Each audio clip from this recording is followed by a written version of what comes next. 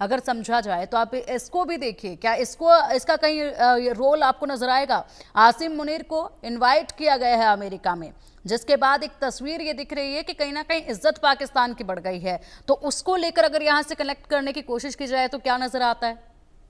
Okay, मैं एक साफ उदाहरण देता हूं। मैं फर्ज करिए आपका इंडिया न्यूज का एक कॉन्क्लेव हो रहा है हम्म। और उसमें केवल जो अच्छे बड़े महारथी हैं, हरी भरकम लोग हैं, उनको न्योता दिया गया है। हम्म। और मैं कहूँ अरे, मैं तो रोज आता हूँ इंडिया न्यूज पे, मेरे को क्यों नहीं न्योता दिया गया? तो मैं आपको फोन लगाता हूँ, गेस्ट कोऑर्डिनेटर को फोन लगाता हूँ, योगेश को फोन लगाता हूँ, मैं हर एक को, फिर मैं विनीत को फोन लगाता हूँ, मैं सबको फोन लगाना शुरू कर देता हूँ और हम्म। मैं कहता हूँ भैया मेरा इनविटेशन कहाँ है? हम्म। मेरे को तो इन्वाइट करना चाहिए था ना। तो फिर तब जाके मांग के इनविटेशन मिला मेरे को। हम्म।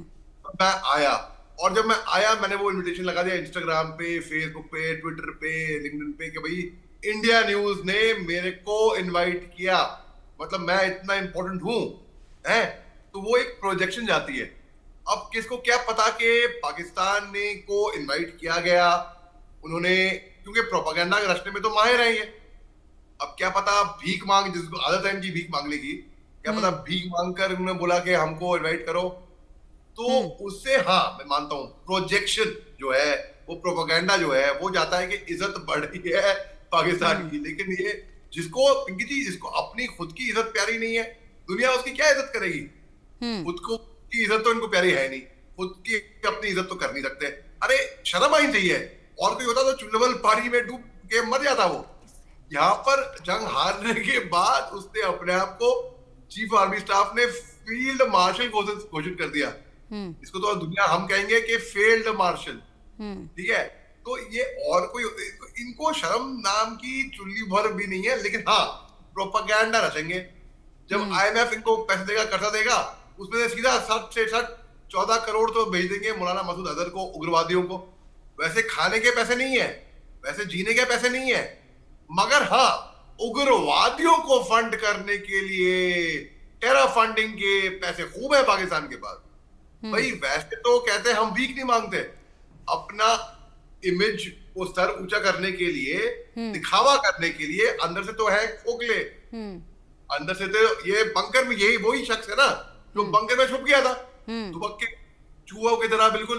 अब या तो बाथरूम में छुपा, या पेट के नीचे छुपा, या पलंग के नीचे छुपा, मालूम नहीं, लेकिन छुप गया था। फिर जब हिंदुस्तान की मीडिया लटकारा, तब जाकर दिखाई एक टैंक के बिल्कुल, ऊपर कहीं ना कहीं अभी ऐसा लग रहा है जिस तरीके से यहाँ पर पाकिस्तान को अचानक से अहमियत दी है अमेरिका की तरफ से, आसिम मुनीर को अचानक से इनवाइट कर लिया गया है, उससे एक तस्वीर साफ होती है कि यहाँ पर एक चारा जो है वो डाला जा रहा है, लुभाया जा रहा है, और उसके बाद इस्तेमाल पाकिस्तान को करने के बाद पाकिस्तान को ही इस पूरी कवायद में जो है झेलना पड़ेगा आखिर में नुकसान भी। जिस तरीके से अभी पाकिस्तान जो है थोड़ा बहकते हुए जरूर ईरान के खिलाफ इसराइल के साथ मिलकर कुछ करेगा, लेकिन उसके बाद जो है यहाँ पर खुद ही उसको नुकसान भुगतना पड़ेगा। एक बड़ी जानकारी सामने है, ईरान पर हमले को लेकर नेतन्याहू ने बयान दिया। परमाणु वैज्ञानिकों पर हमला किया गया, ईरानी बैलिस्टिक मिसाइल प्रोग्राम पर हमला किया गया, ईरानी मिलिट्री चीफ हमले में मारा गया है और इराक के सैन्य ठिकानों को निशाना बनाया गया। परमाणु ठिकानों को भी निशाना बनाया गया है, ये कहा जा रहा है। ईरान के सैन्य ठिकानों को निशाना बनाया गया है, परमाणु ठिकानों को निशाना बनाया गया है और कई दिग्गज जो है वो मारे गए हैं। लगातार ये बड़े अपडेट सामने आ रहे हैं। जिस तरीके से शुरुआत से ही हम बता रहे हैं कि यहाँ पर परमाणु ठिकानों को खासतौर पर टारगेट किया गया है, कई दिग्गज जो है वो मारे गए हैं। अजय, इसी के साथ अगर बात की जाए तो देखिए, अमेरिका और ईरान के बीच में परमाणु मुद्दे को लेकर बातचीत करवाने वाले ओमान ने भी इस पे बयान दिया है और कहा है कि यहाँ पर इजराइल ने जो हमला किया है वो बहुत ही ज्यादा घातक था, जिससे बड़ा नुकसान हुआ है और बिल्कुल गैर जिम्मेदाराना हरकत इजराइल ने की है और अब ऐसे में शांति से हल निकालने की कोशिशें जो की जा रही थी उससे बड़ा नुकसान जो है वो हो सकता है। देखिए, बिल्कुल आप बिल्कुल ठीक कह रही हैं अच्छा। जिस तरीके से लगातार इजराइल के हमलों के बाद अब चीजें सामने आने लगी हैं, जिसमें ये पता चला है कि उनके मिलिट्री चीफ जो है उसमें उनकी मौत हुई है। इसके अलावा जो उनके और बाकी कई वरिष्ठ अधिकारी जो सेना के थे वो मारे गए हैं। आरजीसी के जो मुखिया थे उनकी मौत हो गई है। बैलिस्टिक मिसाइल से जो है वो दरअसल अटैक किया गया था। इजराइल ने साफ किया है कि ये हमला जो किया गया उसके पीछे की सबसे बड़ी वजह ये थी कि ईरान जो है वो न्यूक्लियर वेपन को तैयार कर रहा था और वो कहीं ना कहीं उसे खतरा आने वाले समय में हो सकता था, उसी के चलते इस हमले को अंजाम दिया गया। मगर सबसे बड़ी बात यह है कि अब ईरान का रुख क्या होगा। ईरान ने साफ कर दिया है, 100 से ज्यादा ड्रोन के जरिए जो है वो रिटेलिएशन का प्रयास किया है, हालांकि उसमें सफलता ज्यादा नहीं मिली है।